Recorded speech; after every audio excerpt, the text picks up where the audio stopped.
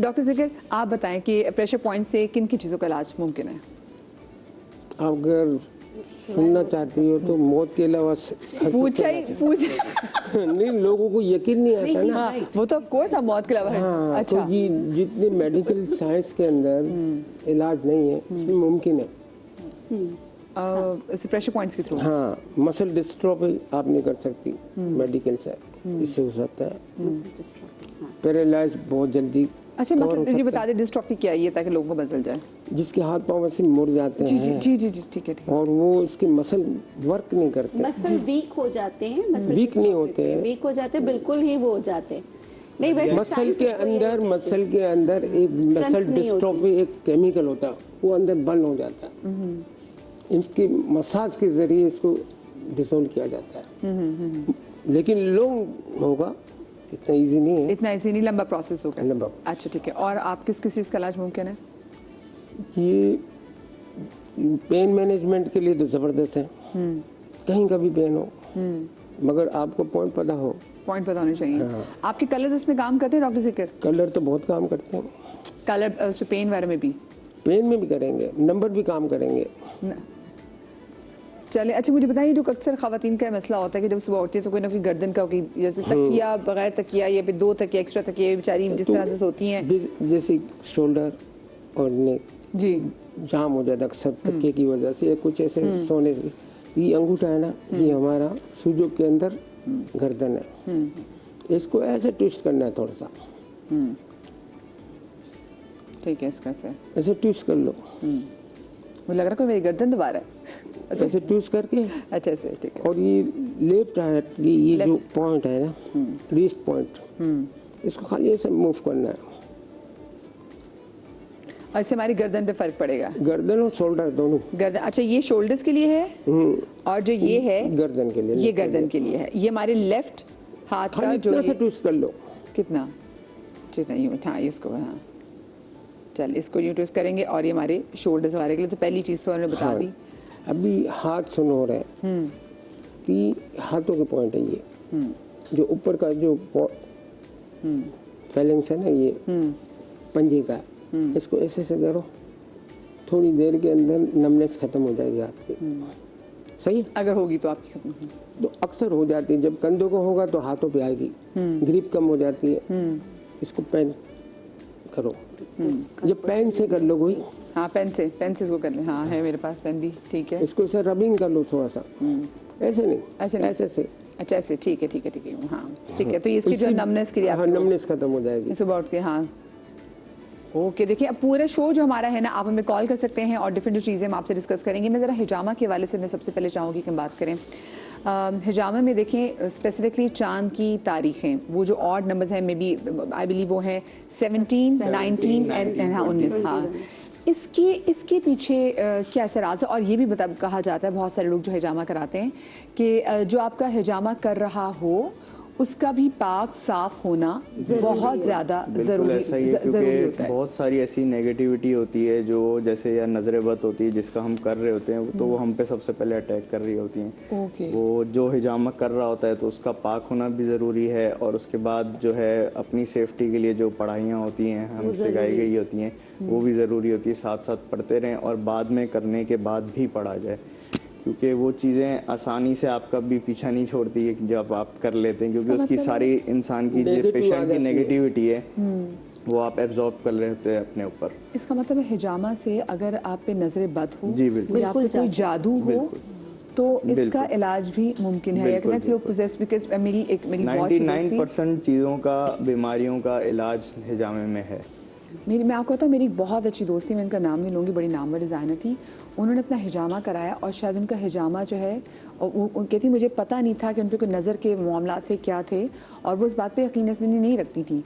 तो वो हिजामा जो उनका हुआ ना, तो उसके बाद वो जो उनकी कुछ बॉडी की प्रॉब्लम्स वो एग्रीवेट होगी, कभी उनके पेनक्रियाज की कोई प्रॉब्लम निकले, वो बिल्कुल सेहतमंद लड़की थी, उसे वैसे हिजामा कराया, लेकिन उस पर नज़र के कुछ मामला ऐसे थे कि फिर वो उसकी तबीयत बहुत ख़राब होती थी।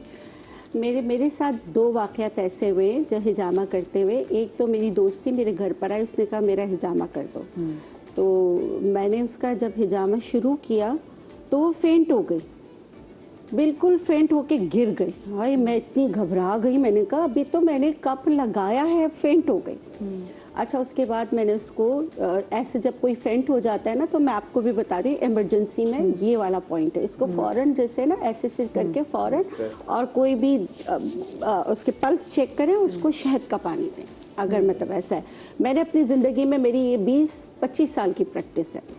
फिर जब उस थोड़ा होश में आया तो उसकी आंखें एकदम ऊपर चली गई और बहुत ज़्यादा ना नकाहत कह रही कि मुझे घबराहट हो रही है। मैंने कहा यार तुम्हारा पल्पिटेशन वगैरह तो सारा सही है, ठीक है। अच्छा, मैंने उसका कहा कोई बात नहीं। हमने आधे घंटे रिलैक्स किया, सब कुछ मैंने फिर आयतुल कुर्सी पढ़ी, चारों कुल पढ़े, सब जो भी है अपने आप को मैंने 2 रकात नमाज पढ़ के अपना औरा मैंने पूरा सील किया। उसके बाद मैंने उसके यहाँ हिजामा लगाया।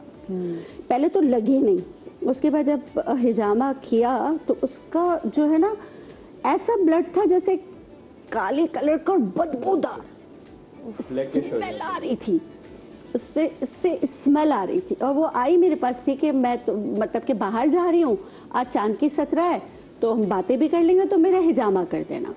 तो ब्लैक अजीब बदबू वाला उसका जो है ना, वो खुद भी हैरान हुई। फिर मैंने उससे कहा भाई तुम किसी से, देखिए हर पढ़ाई की एक ज़कात होती है, उस जैसे फुकरा को खाना खिलाना सब होता है, तो सदका होता है। मैंने कहा तुम किसी से पूछ के वो कुरानी पढ़ाइयाँ भी करो और फिर मुझसे हिजामा जब तुम 3 महीने बाद आओगी तो कराना। वो कह रही है कि मैं इतनी रिलैक्स हो गई, कितने सालों से मुझे रात को झटके लगते थे और ये सिर्फ ये हिजामा करने के बाद तो मैं उस रात को सुकून से सोई हूँ। एक मैंने बच्ची का वाक़या भी बताया था, जब मैं उसका हिजामा करने लगी किसी ने मेरा हाथ यूँ झटका, फिर हिजामा करने के लिए किसी ने मेरा हाथ झटका, तो पता चला कि वो किसी ऐसी जगह से गई थी जहाँ मैंने किसी के पास बोला। वो जो है ना, लोग मेरे पास आते हैं लेकिन वो पाकिस्तान में अब है नहीं, जिस बुजुर्ग का बोला था।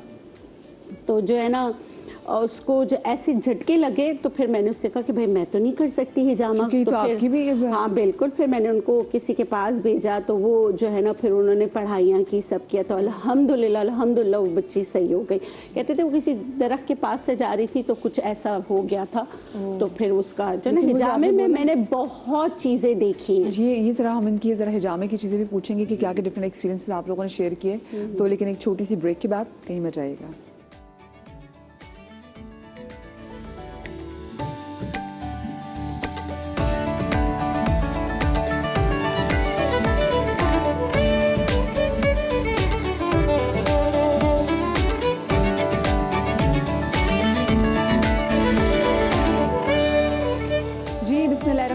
ब्रेक के बाद हम आपको एक बार फिर से खुश आमदीद कहते हैं और आज की हम ज़रा बात करें कि जो कदीमी इलाज के हवाले से, तो जो हिजामा की जो तारीख है वो तो बहुत पुरानी है। मतलब सोचे कि अगर हम ब्रेक में बात कर रहे थे कि नबी करीम सल्लल्लाहु अलैहि वसल्लम ने ये ईजाद नहीं किया था, उन्होंने करवाया था, ये उनसे भी पहले मौजूद था।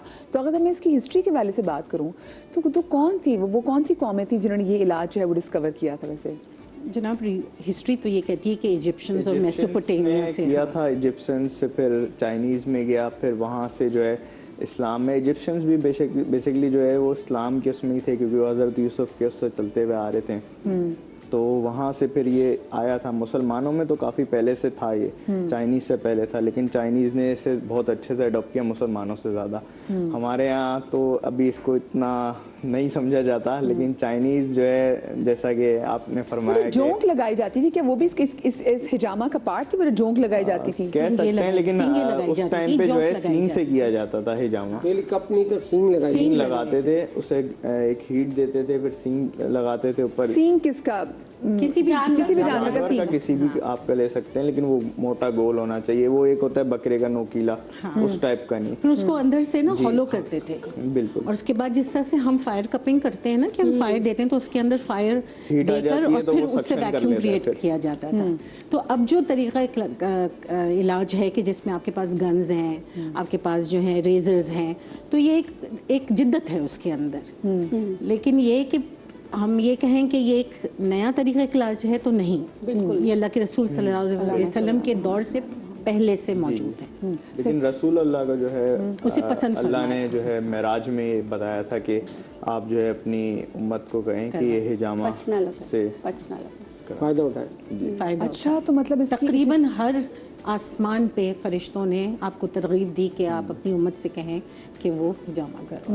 अच्छा, मुझे बताएं कि जब ये जैसे हम बात कर रहे थे कि हिजामा के लिए आपका अपना ऑरा क्लियर होना कितना ज़्यादा ज़रूरी है, और जैसे ब्रेक पर जाने से पहले डॉक्टर बिल्किस साहब ने बताया कि आपके साथ वैसे जो वाक़यात हुए, कि आपके साथ कभी कुछ ऐसा वाक़या, क्योंकि देखिए हम जैसे ब्रेक में मुसलसल बात कर रहे थे कितना ज़रूरी है कि अपना ऑरा क्लियर करना, फिर आपने कहा जैसे गुस्ल करना पड़ता है, फिर नमाज़ पढ़नी पड़ती, तो आपके साथ कभी कोई ऐसा वाक़या हुआ? नॉट डायरेक्टली मैं आइडेंटिफाई नहीं कर सकी, टू बी वेरी ऑनेस्ट। हाँ, ये मैं ज़रूर करती हूँ कि मैं अपने पेशेंट को पहले से एडवाइस कर देती हूँ कि देखें गुस्ल करके आएँ, जो कि सुन्नत नहीं है, साफ़ सुथरा होना ज़रूरी है, लेकिन ये ना हो कि आपका जिस्म पे मैल हो, जर्म्स हों, तो आप गुस्ल ज़रूर करके आएँ। और आप अपने भी पाकी का ख्याल रखें, अस्कार पढ़ें, और फिर खुलूस नीयत आप, ठीक है, आप उससे एक अपनी इनकम भी जनरेट कर रहे हैं, but at the same time वो खुलूस नियत भी हो कि मैं इस पेशेंट को शिफा पहुंचाना चाह रही हूँ, जो कि एक तरीक़ा रसूल अकरम सल्लल्लाहु अलैहि वसल्लम की पसंदीदा तरीक़ा इलाज है। आप सल्लल्लाहु अलैहि वसल्लम ने फरमाया कि तुम जो इलाज कराते हो उसमें बेहतरीन इलाज हिजामा की ज़रब है, शहद का एक घूंट है, क़िस्तुल बाहरी है, और आग से दागना है, और आग से दागने को मना करता हूँ।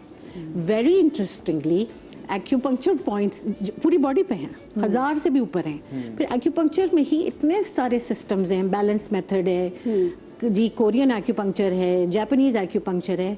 हिजामा जो हो, जब आप बॉडी पे करते हैं तो ऑटोमेटिकली आप एक्यूपंक्चर पॉइंट्स को कवर कर रहे हो। सही। अच्छा, जो ये बता कि इसमें नजर बद और इसमें जादू का इलाज भी?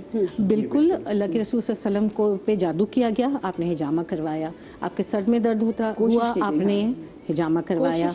हाँ, कोशिश की गई, और आप घोड़े से गिर गए, आपकी चिक आ गई, आपने हिजामा करवाया। तो बॉडी पे, आपकी टोटल बॉडी पे 9 सुन्नत पॉइंट्स हैं, 2 सर पे हैं, 7 बॉडी पे हैं, जिसमें कंधे पे अलकाहिल है जो कि 72 बीमारियों को ट्रीट करता है अकॉर्डिंग टू हदीस। ये मैं नहीं कह रही, ये कोई रिसर्चर नहीं कह रहा, हदीस कह रही है। 72 बीमारियों को दूर करता है, यहाँ पे होता है। और इनमें से बीमारियां कौन कौन सी बीमारियां जिनसे डील होती हैं? अलकाहिल की जो बात कर रही हैं, इंटरेस्टिंगली अलकाहिल अपर बैक पे है, अपर बैक पे है। ये पड़ता है जंक्शन आपकी सर्वाइकल का और डोर्सल का। तो डोर्सल इश्यूज आ गए, सर्वाइकल इश्यूज आ गए, heaviness on the shoulders, neck pain, headaches, कुछ हद तक रेस्पिरेटरी डिसऑर्डर्स, क्योंकि पीछे आपके लंग्स भी आ जाते हैं, कुछ हद तक सर्कुलेटरी डिसऑर्डर्स आ जाते हैं। ब्रेन का भी है, ब्रेन का है, ब्रेन फोक का है, जिनको भूलने की बीमारी होती है उनके लिए बहुत अच्छा है ये पॉइंट के। एंजाइटी वगैरह के लिए बहुत अच्छा है, डिप्रेशन जिनको बहुत होता है उनके लिए बहुत ज़बरदस्त। मैं आपको बड़ी इंटरेस्टिंग चीज़ बताऊं, क्योंकि अब हमारे पास ये जिद्दत है कि हमारे पास मल्टीपल फेसबुक पे फोरम्स हैं, तो मैं भी उन फोरम्स का हिस्सा हूँ जिसमें कि एक्यूपंक्चर इंटरनेशनली बहुत सारे लोग हैं। तो एक चाइनीज़ ब्लड लेटिंग का एक ग्रुप है, और उसमें ज़्यादातर बात चाइनीज़ ब्लड लेटिंग पे होती है। तो ऑब्वियसली हम अपने केसेस डिस्कस करते हैं। चाइनीज़ ब्लड लेटिंग क्या है ये भी साथ लोगों को बता दें, बहुत से लोगों को नहीं पता, तो हम खुद न्यू है ना इन सारी टर्मिनोलॉजी से। जी देखिए, ट्रेडिशनल चाइनीज़ मेडिसिन में मुख्तलिफ तरीक़ा इलाज हैं, जिसमें एक तो एक्यूपंक्चर है, एक चाइनीज़ ब्लड लेटिंग है, या कपिंग थेरेपी है, या जिसको हम लोग हिजामा कहते हैं, जिसमें आप खून निकले, गंदा खून निकाला जाए, चाहे वो प्रिक करके निकाला जाए, चाहे वो कट्स लगा के निकाला जाए, चाहे वो फशार किया जाए। तो ये उनके अपने तरीक़े का इलाज है, और उसमें उनकी बहुत वसी रिसर्च है, बहुत वसी रिसर्च है। फिर उसमें मॉक्सीबस्चन आ जाता है, उसमें हर्ब्स आ जाते हैं, उसमें ट्वीना मसाज आ जाता है, उसमें गुआशा आ जाता है, मल्टीपल चीज़ें TCM ट्रेडिशनल चाइनीज़ मेडिसिन को के अंदर आती हैं, जिसमें एक्यूपंक्चर एक तरीका इलाज है और ब्लड लेटिंग एक तरीका इलाज है। सही। अच्छा, हम जो बात कर रहे थे वो अक्सर जो लोग हैं जिनको वैसे ऐसे की बीमारी के लिए नहीं जाते, लेकिन वैसे शौक होता है हम हिजामा करा लें, तो उनको भी इसी जो पॉइंट का मुझे बताया जाता है कि ये करा लें। अगर कोई किसी को कोई इशू नहीं है तो वो यही सुन्नत के जो पॉइंट्स हैं वो ये करवा सकता है। मतलब इसमें कोई स्पेसिफिक नहीं है कि आपको कोई बीमारी नहीं है तो मैं नहीं करवाना चाहता या कुछ नहीं, क्योंकि इंसान के अंदर बहुत सारी ऐसी चीज़ें भी होती हैं जो उसको खुद नहीं पता कि मेरे अंदर कौन सी बीमारियाँ हैं, कौन सी नहीं है। अब मिसाल के तौर हम यहाँ बैठे हैं, हमें नहीं पता कि हमारी बॉडी में अंदर क्या चल रहा है, नहीं पता। हाँ, ठीक है। तो वो ये चीज़ें जो है हिजामा को तो अल्लाह को तो पता है, तो वो जो हिजामे की जो एक वो होगी एक सुन्नत जो होती है वो उस चीज़ को निकाल देगी। आप यूरिक एसिड का इलाज, क्योंकि सवाल है कि क्या यूरिक एसिड का इलाज भी हिजामा के थ्रू हो सकता है? यूरिक एसिड का भी हो सकता है, बिल्कुल इलाज। यूरिक एसिड के लिए जो है आपके पाँव के जो तलवे होते हैं उसके नीचे जो है पॉइंट्स होते हैं, वहाँ पे लगते हैं इसके लिए। अच्छा, पाँव के नीचे भी, तलवों के नीचे भी हिजामा? सुन्नत पॉइंट भी लगते हैं। जी बिल्कुल, सुन्नत के पॉइंट भी लगते हैं।